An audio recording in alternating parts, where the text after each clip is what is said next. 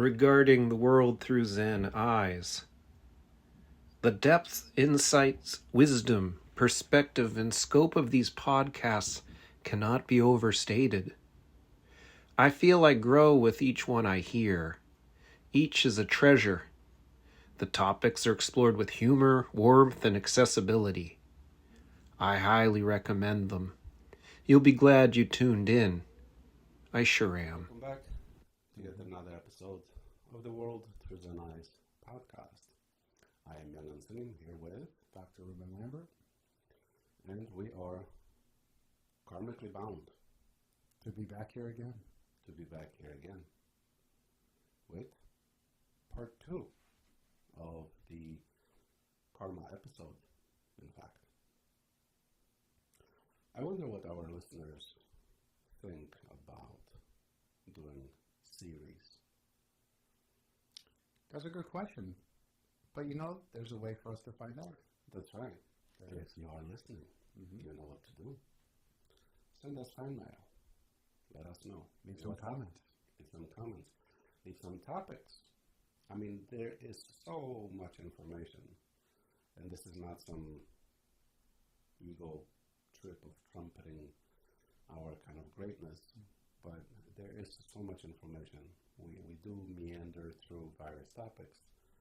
And if there are things that are further to be explored, the direction from the audience is, of course, a welcome and a nice thing. As we initially mentioned, it's difficult to sort of decide by ourselves, for ourselves, what we're going to talk about. Right. It's the traditional Zen style, right? The student asks a question and the teacher responds. That's right. Yeah. Because in Zen, or in Zen Buddhism, actually all Buddhism, we have 84,000 sutras. Mm-hmm. It's a very vast universe out there. What part of the tree are you asking about? Right. So what do you want to talk about? What do you want to talk about? So let us know, and we'll give you something from the Zen perspective. So, karma. We've established up being karma simply meaning action, up down being a container, the kind of storehouse of our karma. So now that we got that, we know. We also talked about the various cause and effect and seeds and fruition of karma. Mm-hmm. So we got a table example. The table, right? So action on the table, outcome on the table, action on the table, outcome under the table, action under the table, outcome under the table, action under the table, outcome above the table. So those were the combinations. And those are the things that we brought it up because these are the kind of contentious thing. This is why people sometimes find the concept of karma difficult to grasp, because the fetters are not so visible. They are visible if, if we get in a fight and I punch you, you punch me, as we said, and that's obvious, or, we're arguing on above the table, on top of the table. And when the cause or the effect is not so obvious, we find it difficult to be able to trace that. And then I think it leaves people puzzled. It leaves people then questioning the world, their life philosophy, their concept of a God versus no God, when it comes from the unknown. And people are not capable of tracing things back to their roots. It's not so overt, like I punched you and you punched me back, right? That's right in your face. It's blatant, and there's an immediate action-reaction. And it leaves people with these kinds of questions like, why do bad things happen to good people? Mm-hmm. Why did this person's life get cut short? Why did this disease manifest suddenly? Right. And understanding, I think, the philosophy of uptung or karma and cause and effect will bring relief to your suffering. But we honed in last time what we don't think is helpful or beneficial is to apply this logical reasoning and try to trace back step by step by step by step Right. to the initial cause. It's a long way. It's a long ways. It's convoluted. You don't have the wisdom to see past certain obstacles and barriers and limits of your knowledge. So you're going to get trapped and lost. And oftentimes people then, in an unhealthy fashion, take things on as a personal thing, right? So there's this guilt-ridden response oftentimes that occurs. So, yeah. It is, you mentioned the disease being brought on and things. There is, and we do have that also in the organization of karma, the causes of ailments and diseases. Right? So, true karmically, cause and effecting. And again, I do want to make a sort of disclaimer, if you will. We must be very cautious that to one then thinks, oh, I'm a bad person, that's why I have X, Y, Z. That's not it. That is such a grotesque and really kind of vile oversimplification. A reductionistic perspective to just.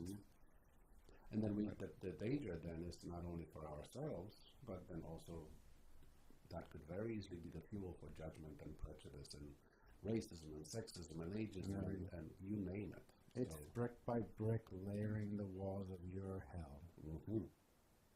And so I'm just saying, like this concept of uptown gets superimposed on the nature of reality. And I might meander for a second, but we're all here on this earth to learn, and we have all taken on a body. So aside from uptown, and this is also partially uptown, but that framework sits within the idea that there's a body, that the body's impermanent. This goes almost to the Four Noble Truths, and the body is conducive to decay, right? Old age, sickness, and death, right? So regardless of the uptown, this comes to all because we have entered into a physical body made of Jisoo Vapon, Earth, Wind, Water, and Fire, which is now, it has to undergo these conditions. Right? So, it is. And so then what we also have, right, in terms of the karmic causalities of sickness, we might as well go down that route. Okay. Sickness caused, karmically caused, sort of by action created in one's past life. Then we have the sickness karmically caused by action created in this life. And then we have sickness by the karma of ignorance. Right, so whether this life, past life, that's just the sort of ignorance. And what we then end up with is a kind of understanding of these conditions as, again, having causality, anxieties and worries, and they create sickness. I mean, stress, we've talked about this. Something to the crazier percentage of what is the outcome of continuous stress and anxiety, right, on the physical being. So many diseases nowadays are manufactured in a sense, or the outcome of mental states of worries, anxieties, etc., the depressive, patterns of thinking, all of that. And I am by no means kind of excusing or trying to suggest that mental illness is just something, don't think yourself out of it, but the causality is there. We get ourselves into trouble. We cause our diseases. That's the mumyong, that's the ignorance element. Right? By not knowing any better, we do a thing. So we could take, like, for example, with addiction. Right? The initial, unless you're born, and your mother, the father, the whole, but so the usual track for addiction is that it's a choice to use that then perpetuates into an addictive state. There's, if you have an addictive personality and predispositions and all of that, but, so maybe the first, and I know from members of my family, in fact. The initial using is a choice. Choice governed by ignorance. Right. That then the initial use becomes, now you're trapped. You're completely entrapped, ensnared by the throes of addiction and can't come out. And I would imagine and venture to say whatever that person thought at the onset or the onboarding or the initial use of this drug, whatever they fantasize in their mind at that moment. This is going to make me feel better. This is going to make all my problems go away. This is going to make such and such thing better. What happened, the viewing was a good idea, but what happened after some time where the person no longer is in control of their choices, it's now the drug that has overridden their choices. And like I mentioned in earlier episodes, it can override a person's choices beyond even what the natural instincts of life, the natural driving forces of life are, like having love and relationships, having your basic needs like food met. It will override even those things, right? You'll steal from someone that you care about, and you'll neglect your nutritional needs just to get your fix.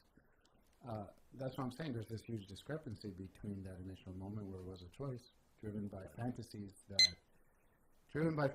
that kind of validated that choice. This is a good idea.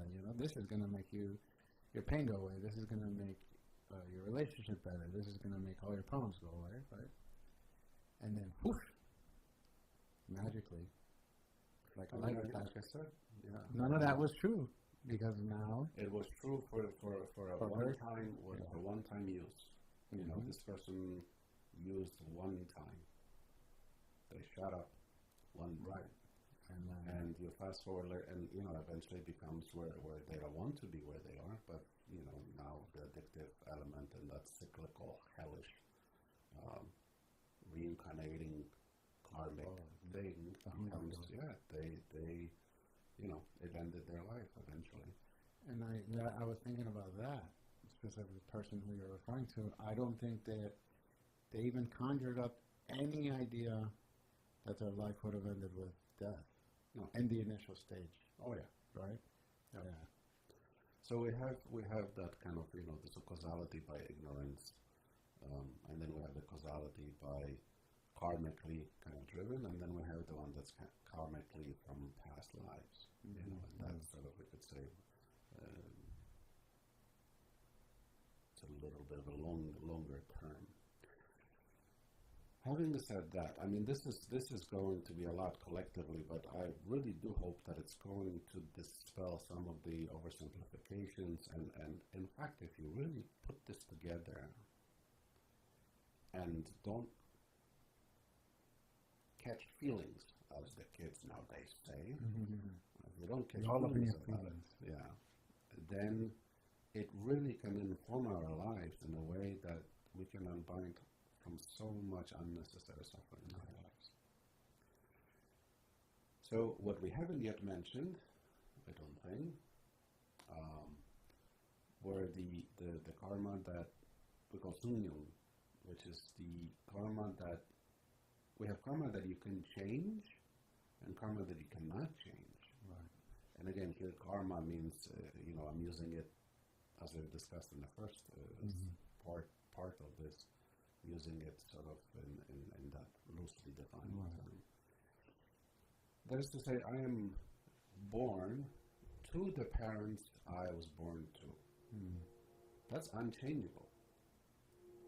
Yes. Parents could, whatever, I could disown parents could disown you, whatever, legally, all those things. But the reality of the fact is that is unchangeable.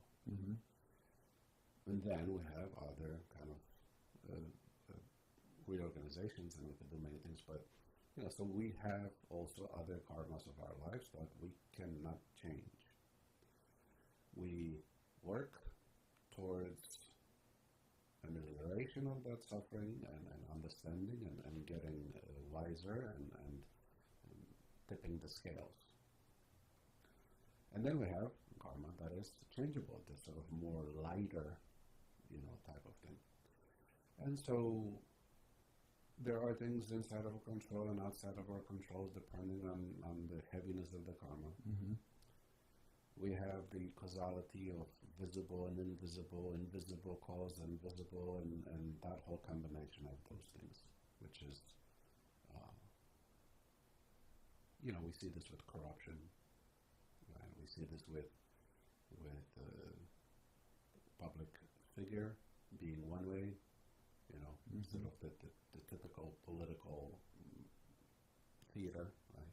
What you see isn't what you get.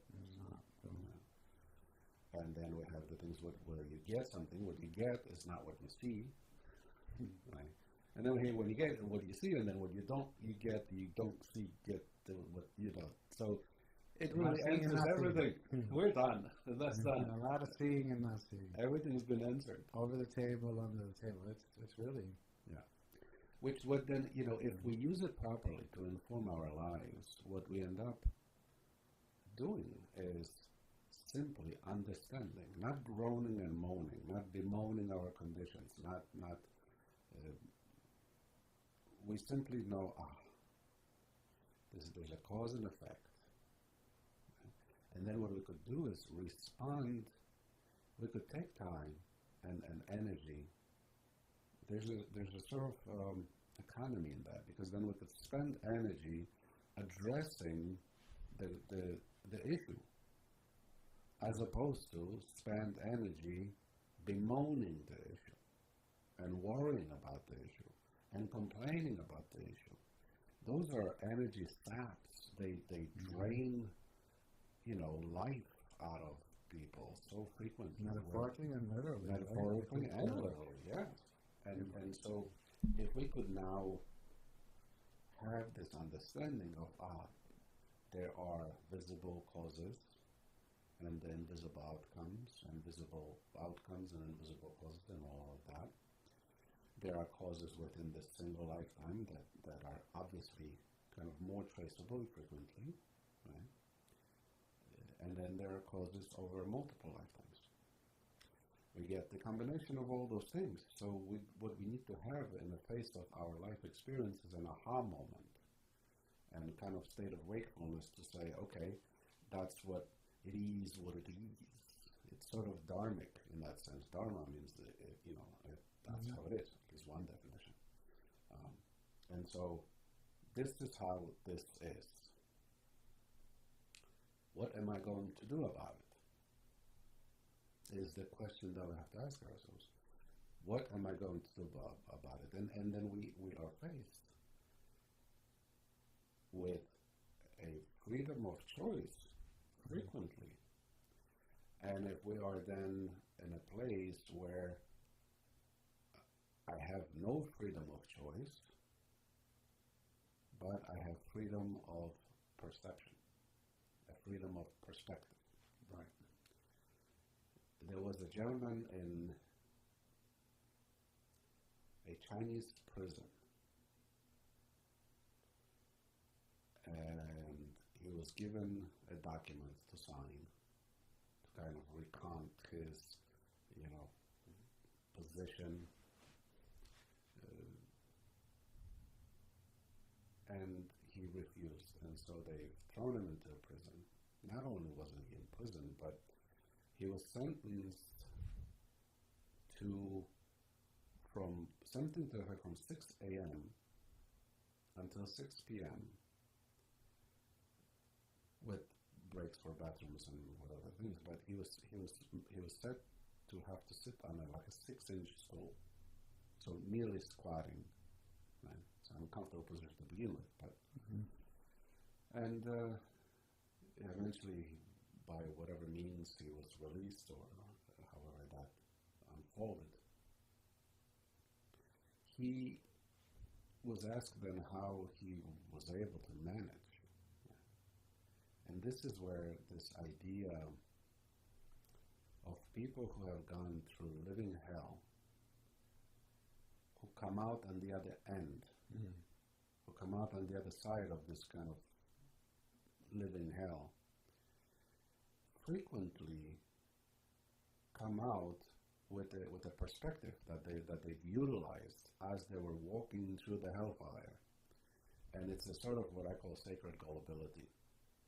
Right? because otherwise your entire kind of soul is consumed, and if you do make it out, you hate, it's a really kind of, there's a number that's done, and then there are people who go through this hellfire and come out and in a sense survive a kind of phoenix thing, rising from the ashes type of thing. And you know, this gentleman sitting on the stool, he thought of all the meals, and this is years, right? So years worth of, so things of trying to remember things from the past, from the childhood, thinking of all the favorite meals that he would like to eat, and went all the way into sort of astronomy and astrology and metaphysics and quantum theories and all that. So he was thinking about, and essentially what he did is he took a trip every day in his mind, travel someplace, and this is kind of what got him through. So the condition in which he was in, namely that is that of prison, and that further than torture is having to remain sort of seated on this tiny stool. That was the condition, but he used his mind in a creative way where the conditions were sort of transcended. And it's that transcendence. And so when we are faced with conditions in our lives, and even when it seems that we have absolutely no choice to do anything about it, there is a doing, there's a realm of doing that exists in the mind, in the psyche, in the perception, and it's a challenging thing to grasp, and frankly, really via spiritual, let's call it enlightenment, is the real realization, as one Goddess ahead, with the skull and all of that, and we'll relay that story at some point in time. But this idea of mind creating the world around us. I think that's a very good point. And we were talking about disease earlier, and for those people who have suffered with chronic illness, this gives them a sense of hope, where the body is undergoing decay of illness and will eventually meet its mortality, like all of us, but for some sooner than later. This part is immovable. This part is a karmic consequence that they can't do anything about. Maybe they've reached the limits of modern medicine. And so then the area in which they do find relief is in their mind, in their hearts, and in their souls. Coming to terms with and accepting the reality, then people get a glimpse of peace, eternal peace. Amidst this great tragedy that we all feel for those people, but there may be no return back to a state of health for the body. This is a reality for many people. Yes. And if you just hone in on that one piece, and we don't have this deeper layer, like you're referring to now, just like the man that was in prison, that was immovable for him. He couldn't get out of that. But there was a part that was not exposed to, let's say, suffering, and that was the inner part of the mind. This was the realm in which there was some empowerment there, where he could direct his mind. And in the same manner, a person who is working and struggling through a chronic illness and has faced their mortality, well, the body may be dying, but the mind certainly does not have to. You can still work with a professional, work with your faith, and find a sense of acceptance, which ultimately leads to this eternal peace. And I think this almost jives with, not to bring in other things, with part of what you were talking about at Sunday service in the Bowman, of aligning yourself with Bob, aligning yourself with the Dharma, versus going against it and just grinding up against this thing that you will never be able to get rid of or get out of your life. Right? So these are hard topics. Pain in particular, it's a big deal. Yeah. And then we have where the body is healthy in a sense, but then the mind becomes to go. That happens. That kind of thing. So when you said mind, you meant something more transcendent than just the, electrical storm in the brain that we consider as, from starting perspective as the mind. Not the chip. Not the chip, right? So there is a causality, and there's a perspective that we could have, and this is what we're hoping that with this particular 2-episode thing, just shed some light on these elements of life that have a free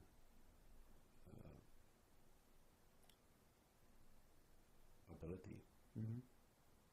So we have, and last episode I was saying how neatly put together the episode has been, because it is a systematic kind of approach to life in a sense. It's very kind of delineate cause and effect, and as we've gone back and forth with these. Now, what we haven't talked about is Chongi in terms of karma. So Chongi, Purjongi, Mujongi are the time element. Yeah. We've mentioned it briefly, but also what we need to consider, right? We've presented as seasons at some point in time, right? So not only is the visibility of cause and its outcome, the cause and effect being visible sort of above the table, a element, and cause above the table, result under the table, cause under the table, result above the table, cause under the table, result under the table. So that's one kind of element, one combination. But then we also have to consider the time element. Mm-hmm. So according to the fruition of karma, according to the time. So Chongi means an immediate cause and effect. Right. And this is the easiest one. And when we talked about, us sitting, across one another from a table, and we have this above the visible to every participant of the dinner party. I do a thing, you do a thing, everybody sees it, everybody knows it, and it's taking place in real time. It's taking place here and now. So the cause and effect are almost immediate. Mm-hmm. The fun example of this is if you're nailing a nail into the wall that you're trying to hang something, let's say, and you hit your finger. You see the nail, you see the finger, you see the hammer, you see all of those elements, you see the hammer land on the finger, and you see the finger, everything is known. You feel it. Yeah, it's right there. Everything's registered. Every step was registered. Right. And so, consciousness. It's very obvious, it's very visible, it's very clear. There's the cause, there's the effect. The timeliness of the cause and effect are immediately right now visible. We don't really even have to think about it. Mm-hmm. Now, we do have to be cautious, and this is what frequently happens when we cast judgment upon others, or when we cast judgment upon ourselves. Just because the visible cause and effect and the time, etc., we have to also consider the sort of conditions, right? And so what we frequently, like we've mentioned, I believe in the last episode, if you've fallen face first into a puddle of mud, and you have a kind of moment of, I remember I shoved, my best friend when I was a child into it. And so we create this correlation that is frankly just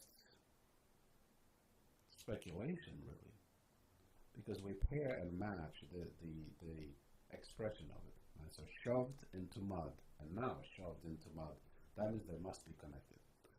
And it's much more complex than that.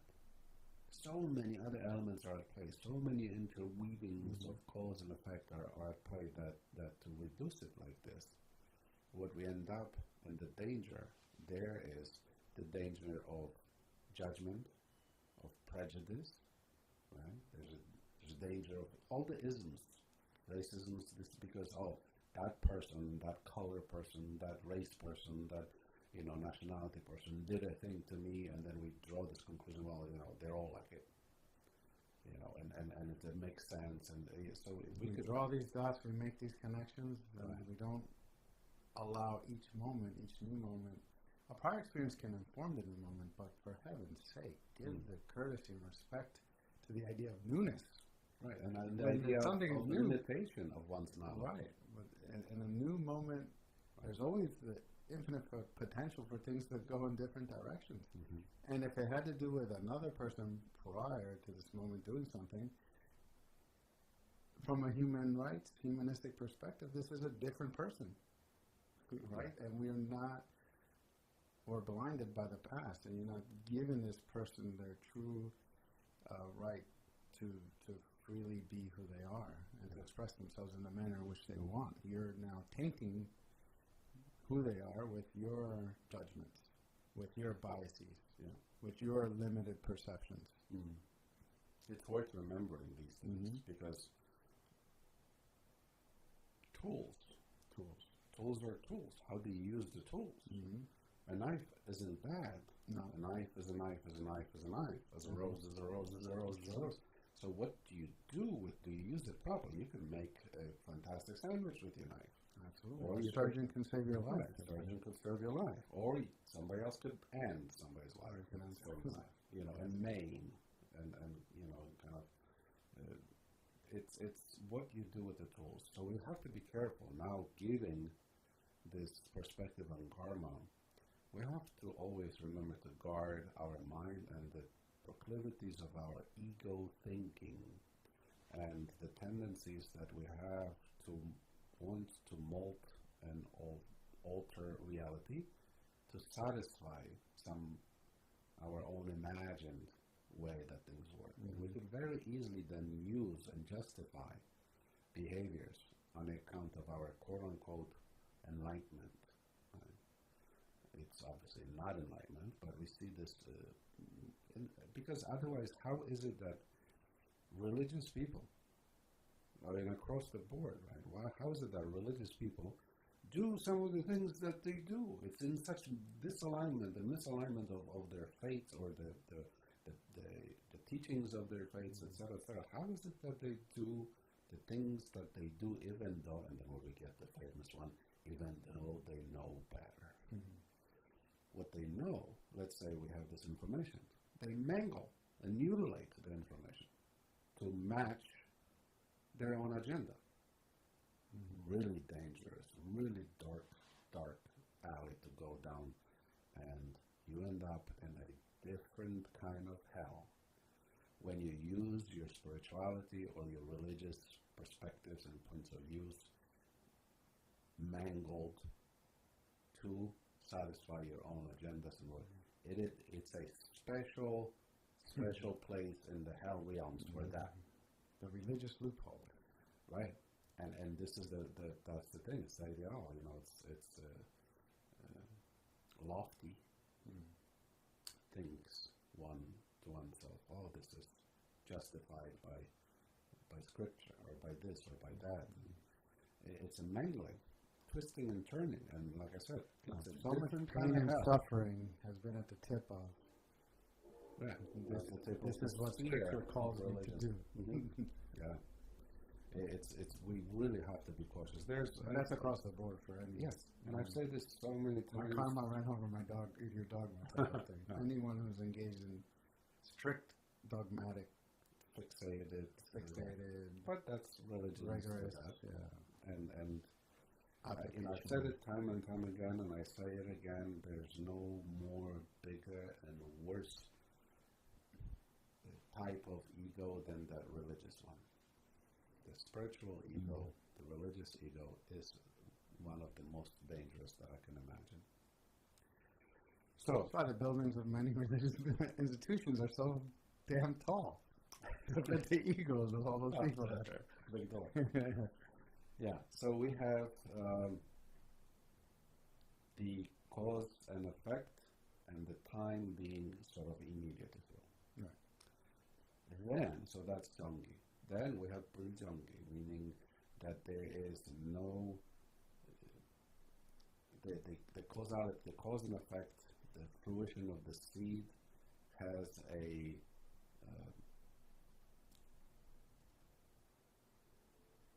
delay. However, delay that exists within a single lifetime. Right.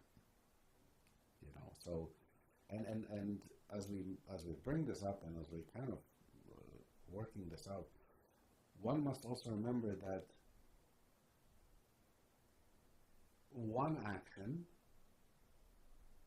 let's say that the cause and effect, as an example, the cause and effect is visible to everybody. The time is visible to everybody. And then that, the one cause in that expression, so the known cause and the visible and known outcome, the time of it being immediately so, what do we get is not an end of a chain reaction. We also have to remember that when we're thinking of karma. So what we have is one cause creating an outcome, and the circumstances, the outcome is immediate. But then the resulting thing is the seed or the beginning of potentially another revolution of this. So something done visibly or publicly, the outcome is seen visibly and publicly, it's immediate. Out of that is born a seed. That seed then, depending on how handled, can then become a seed that now grows into the next life. Right? So it's not always like visible and visible, visible and visible. It's not always, it's not a repetition of the thing. They really are fantastic. I mean, it's kind of fascinating. And it does not allow a person to create this one algorithm that will answer or explain every person's life. Every person is a world. Every person is a unique universe onto themselves, right? Because maybe one person, and this is where you can really get trapped up, and if you're strictly applying logical reasoning in these situations where it's like, oh, you punch someone, they punch you back. You know, I learned that is immediate karma. And then maybe you go and look at another situation, or you go and do it yourself, and you punch someone and they don't punch you back, and you're like, aha, they lied to me. Right? This is you just narrowing the whole world to one little grain of sand of the vast oceans filled with sands that exist out there. You know, you could really get trapped up and then lose belief or understanding and no longer further your studies or your contemplation of these principles. Yeah, it is a, please, those of you who are listening, consider these talks of ours, these conversations of ours, these points that we're trying to make, if there are any, as you know, tend to them cautiously. And this is where the pursuit of wisdom is always paired with whatever it is, the other element, always. We talk about compassion, and when lacking in wisdom, it turns into something. Compassion could become problematic if it hasn't the wisdom. I know we've mentioned that compassion is kind of love with wisdom in a sense, but anyway. Right, because we have those Zen stories, and it almost reminds me of the original Karate Kid story too, where you have, the master-student relationship, and the master says, simply just follow. Go and chop wood. And then the student does that for a certain amount of time, and then he confronts the master at a later time. Master, you have told me, by doing such and such, it would bring this kind of effect. I thought I was coming here for karate lessons. The same thing with Boshi, right? You tell someone, do water donation. You need more water donation so that this such and such thing can come into your life, and someone does it for a certain amount of time, and they don't get the outcome they wish, and then again, there's that confrontation, either internally challenging, your beliefs, or challenging the person who told you and saying, "You have lied to me. This isn't the case." And I just want to go back before I pass the baton to you to the Karate Kid moment from the original Karate Kid with Ralph Macchio, where Mr. Miyagi's telling him to sand the floor, sand the floor, and paint the fence, wax on, wax off, and then there's that famous moment in the movie. He's like, "You haven't taught me anything." And he's like, "Oh, yeah?" And then that's where he says, "Show me, sand the floor." And he strikes him, and then he's able to block every single punch with that technique. Yeah. That is pumpkin. We use that in Zen all the time. I had a That's a gentleman, whole other episode, but go ahead. I had a gentleman years ago came to meditation class and happened to be the only one there. And I started doing deep bowing, 108 deep bows, and he's following along, and I hear him, challenged by it, and behind me, once we finished the thing, finished class, he stops by the front desk at the time. I didn't have a splendor of an office like I do now, a little nook. And he says, kind of upset in his voice. I came for a meditation class. There you go. I said, you don't think that was a meditation class, do you? No. Yeah. He came to sit down. That's why he didn't come for a class. In class, you learn something. He came to, I am here, dance, monkey. Monk. Meet my expectations. Whatever story I created, or picture I made in my mind. Right. So are you here for a lesson? Are you here to learn? Are you here for a class? Or are you here just, for me to do what you... And there's time and place and each individual person at each individual step in their journey, et cetera, he became he became a member of the Zen Center. Years later, took precepts. So it became, what one could speculate that perhaps if he came for sit-down meditation, and I gave him exactly what he thought he needed, he would have walked out and never come back. Very much, very likely. Yeah, it's not as simplistic as we frequently imagine it to be. So we have now time fruition, right? Immediate, delayed, that is to say delayed from within one single lifetime. We know that the cause and effect, the fruition of that will be within a single lifetime. And then we have Uzongi, which is unknown. The unknown season of fruition of the seeds of our karma. And this is interesting because now it throws a thing in, it throws a sort of bit of a wrench perhaps. We can see the seed. So now we have the above the table confrontation. Let's say I've thrown water in your face and you didn't respond in kind. And then everybody thinks, all right, that's, he was assaulted. He didn't retaliate. End of story.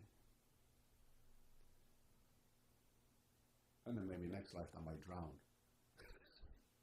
It's a drastic kind of thing, but that is to say, we don't know, sometimes we don't know when the fruition happens.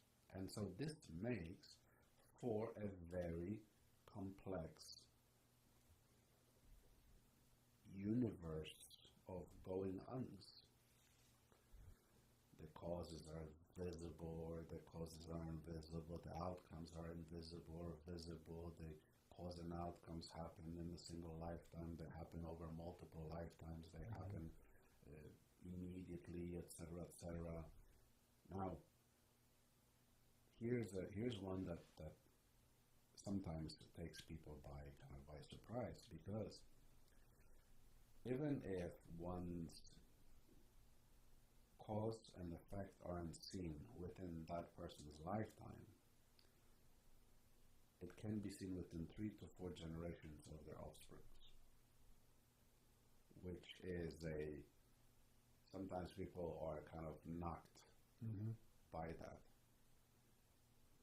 Well, we have some DNA evidence. Right, that's the That thing. is kind of alluding and pointing to those things. Absolutely. We've talked about that study that was done that suggested something to the effect that if your grandfather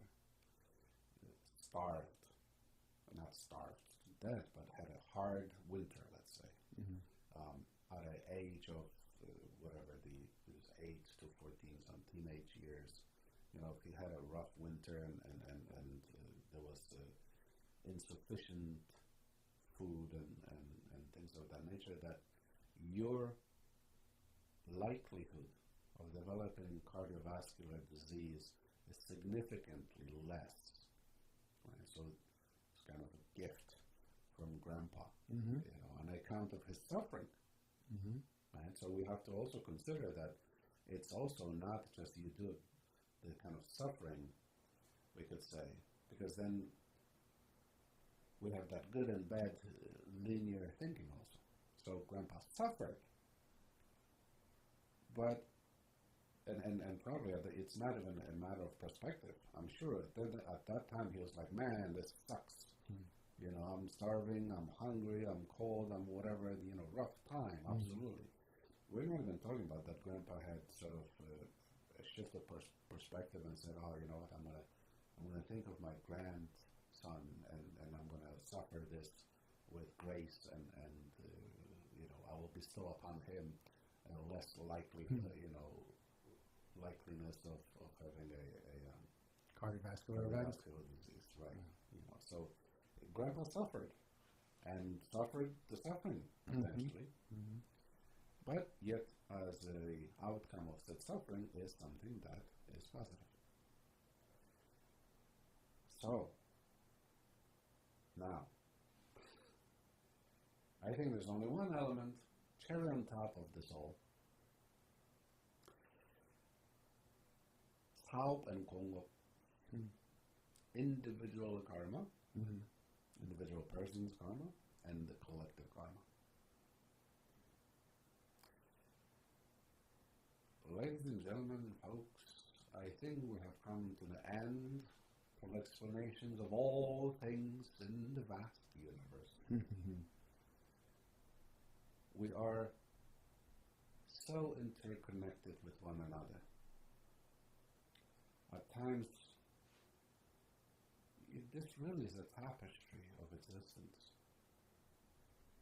Because we have, and this isn't necessarily, so how to clarify the collective karma? I mean, individual karma is sort of obvious. Right. You're walking through a desert and a cow falls on your head and kills you dead. Right?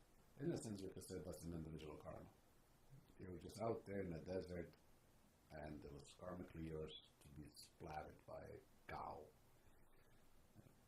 We have that story of the fortune teller, if you recall it. Right? Was told, you're going to die in 3 years, and stayed home, had his, essentially food and provisions Ubered, or to him, and Medieval Uber. Medieval Uber, right? Delivered, and walks out of his door 3 days on the 3 years later on the dot, and a cow falls and kills him. Right. And when I tell that story, people was like, "Oh, that's a children's story." And I say to that, "You haven't seen a tornado, have you? Yeah. You're saying there's no flying cows?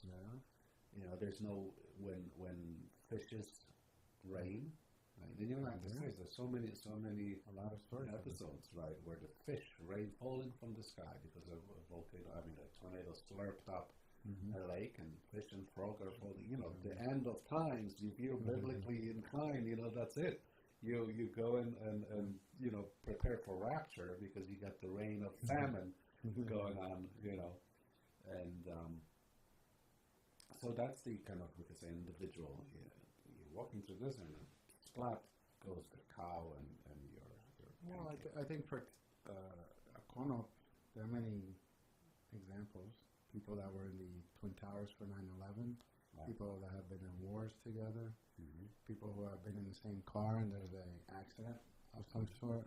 It's just simply the term that we always say, you're on the same boat, right? If you're on the same cruise ship and a giant wave comes, does the person in the smallest room feel it and the person who's in the biggest suite not feel that wave? They all equally feel the impact of that wave because they're all literally on the same boat. That's a fantastic way of putting it. Because your individual karma, the element of the individual karma is the size of your room. You got the third class shabby accommodations, and then there's somebody else in the penthouse with fancy champagne bottles, and so that there's an individual karma element, and there's the collective karma that it's one boat. Yeah. And Titanic down it goes. There it is. I mean, one can be drinking their wine in a wooden cup and the other one in a gold cup, but when the wave comes, they both spill. That's right. And again, and so then the other way, right? You could have your collective karma as the wine. Right? Yeah. They're both drinking the same wine. You're drinking from a wooden cup.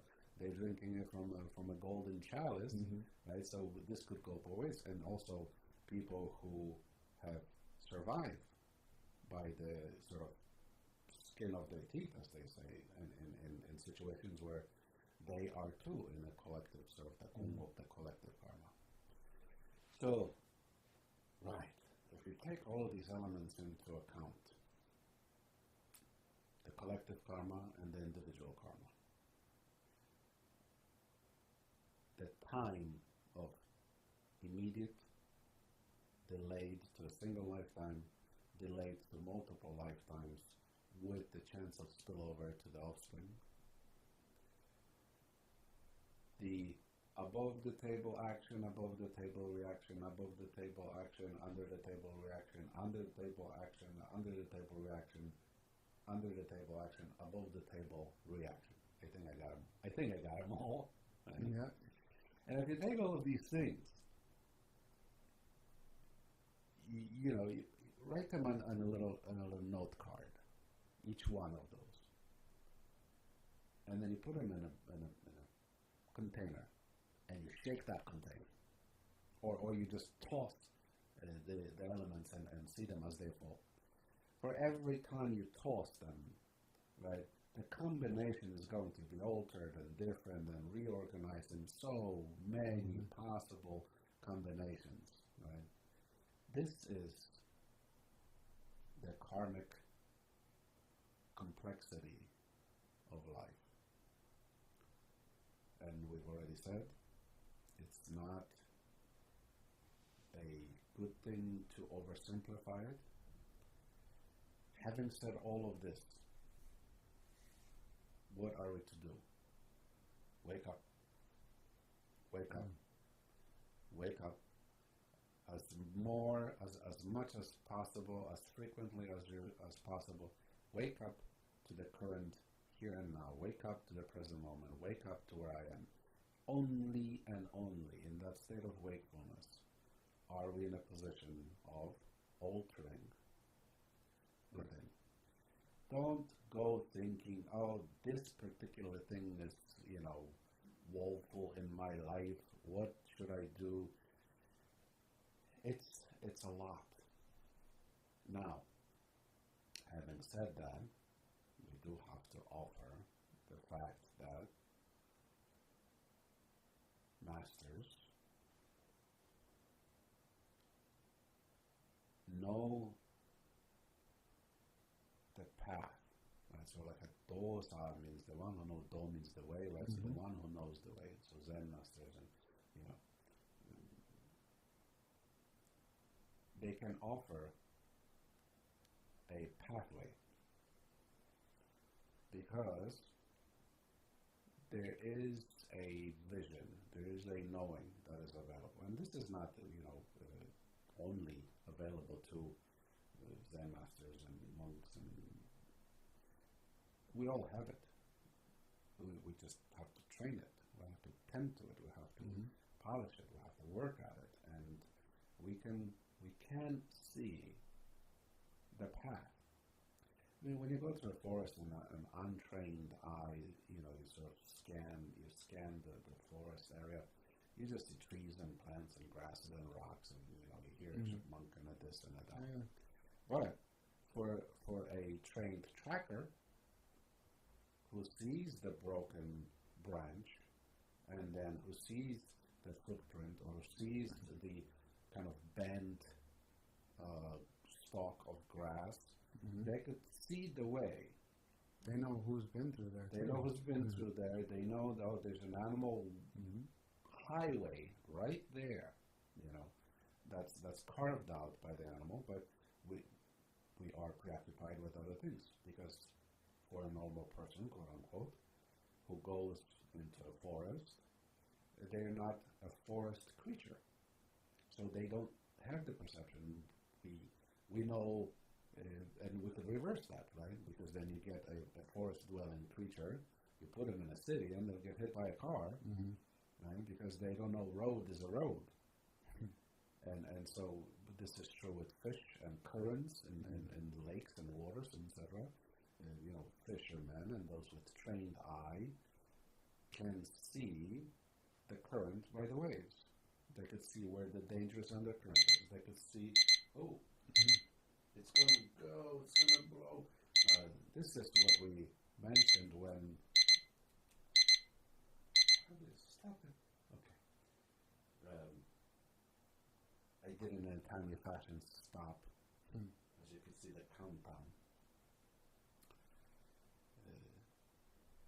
So we can see the path if we have the eye to see the path. For the most part, living a regular life, concerned with the usual concerns of day-to-day living, we haven't the chance to train the sight. But that is a possibility, and this is on account of that advice frequently that we receive from our teachers and our masters and our monks, and if they happen to have sufficient enough, as it is one of your favorite expressions, the ones with a little dust in their eye. Right? So if they have a little dust in their eye, they could advise you how to go through the dark times of life, how to navigate the current conditions, because there is a sight that is available. I can't speak enough to that point that you're making, because I want to also piggyback off what you're saying and tell our audience to study and learn. And if you have the good karmic roots to have encountered a dosa, an architect of the way, one who knows the path, every moment with them is a living, breathing opportunity to learn the Dharma, to learn the natural law. And it's in these moments where there are these nuggets that are just so nutritious for your life that it will literally transform and alter your life and change the trajectory of your karma that you might not even be self-aware of, but they are. And it makes me think, I mean, we have countless stories with our dosanim, our unsanim. But in particular, this one story comes to mind about a Zen master who his students, I forget if it was they want to do a prank or they want to measure or test the Zen master's patience. But either way, it couldn't have been a good karmic cause to take, let's say, a bucket of salt and put it into a soup and then offer it to your Zen master, and then the students hid because they wanted to see the torture and pain that Zen master would go through, or to see if they can trigger some anger and have them throw the bowl and dump the soup. And this is this transformative moment that these students they didn't even conjure the thought in their mind what this person was going to do, but the impact was so deep and so profound that I guarantee you they never forgot that lesson, And it was that the Zen master sat through the whole bowl and ate it to the very last drop. Right. So there's the backstory of that is that, you know, said Zen master always talked about respect food, Okay. don't judge, don't judge food, food is food, Mm-hmm. etc., etc. So like, oh yeah, Oh, yeah, we'll show you. which you know, I think as stories go, it's, you know, I would like to think that it wasn't so much as a sort of oh yeah, but a genuine kind of really, you know. I could only hope so. As a disciple myself, you know, I could only hope so. And yeah, he ate it, and they asked, "Oh, Kunzinian, wasn't the soup salty?" I'd say it was salty. Then, you know, they were perplexed by it. Then why did you eat it? Wasn't it very salty? Yeah, it was very salty. I said, well, why did you eat it?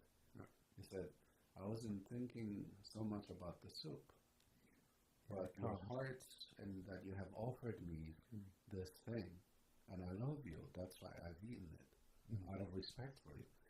Of course, they wept with broken and shattered, you know, whatever it was, whatever the motivation was. Yeah, it was really, he drove that point home. And they, like you said, they certainly have never forgotten it. Yeah. I bet. It is, You carry that with you now into the future. It is challenging to, and it is not a dismissal of an individual person's ability to understand something.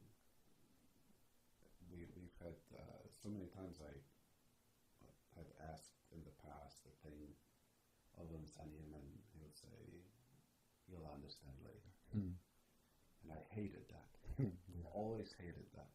Because, you know, I want to understand. my ego. You know, I'm not an imbecile. I mean, I'm not maybe, you know, the brightest tool in the shed, but, you know, but I am not a buffoon. I thought to myself, my ego said that, right? I'm not stupid. Give it to me. I could handle it, right? And time again, these sort of things happened, and I could say now that he was absolutely correct. The thought that we could grasp the thing that we are yet unable to grasp is ludicrous. It really is. And so sometimes we need that faith, to have the faith in the words of the teacher, to say, okay. And when this is done well, when the student and the teacher do their respective jobs, realization comes, understanding comes, and the things that were said that made no sense, you know, I had asked one time, I was working with a specific meditation technique, and he said, I'm going to give you a different thing. I said, wait a minute, but I like what I have. He said, you like it? I said, yes, I feel like I'm making progress. I like the method, you know, I'm enjoying it, etc., etc. I made a whole list of things. He said, yes. You want to go from here to, let's say, Elizabeth. And you have a bicycle. You've had that bicycle. You like it. Would you rather put, you know, like bedazzle your bicycle? Or I want to give you a car. You don't want to take it? That was his kind of way of course, right? It's much more luxurious. It gets you there faster. So sometimes our egos hold on for dear life to a thing because of familiarity, to a thing because we've decided all by ourselves, all on our own, to, you know, I'm going to do this. And we don't know what we don't know, is the point. And we haven't yet, so sometimes it is absolutely true. You will understand later. I believe those who have lived sufficient amount of life, this realization comes whether you are pursuing some spiritual paths or whatever or not. You just realize, now I know. Mm-hmm. And we have this, when you turn 40. Yeah, I've had a bunch of those when I was starts going. in high school. My dad was like, "Don't hang out with that guy." Right. I'm like, "Oh, Dad, you have no freaking clue what you're talking about." That's right. And as you get older, you're like, Mm-hmm. he was 100% right. Experience. Yeah. Well, I think that'll do. Yeah. Thank you, those of you who are listening. Thank you, those of you who have chosen to support the podcast financially. Mm-hmm. Until next time. We're waiting for topics, I think. Mm-hmm. Anyway, until next time, take care of yourselves and each other. I'm Young Salim. From my heart to yours, I'm Dr. Ruben Lambert. If you like what you heard, please share it. Pass it on to others. Have a great day. If you didn't understand some of the things that we talked about here today, don't worry. You'll understand in due time.